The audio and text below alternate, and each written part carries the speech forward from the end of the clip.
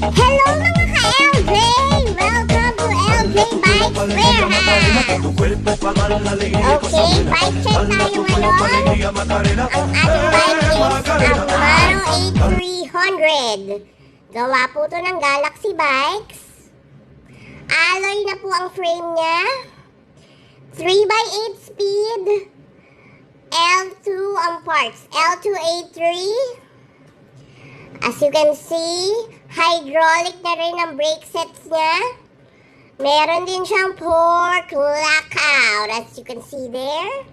Diba? Smooth na smooth. Amano.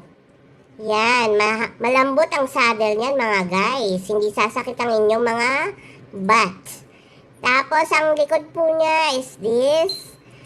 RD is L2A3 na din. Pati ang FD. 27.5. 7.5 lang po ito. Pag buy one take one po, may promo po kami. 14,950. Your choice. 27.5 or 29er. Pwede yun. 14,950. Yan. O, diba? What are you waiting for, mga guys? Buy na kayo!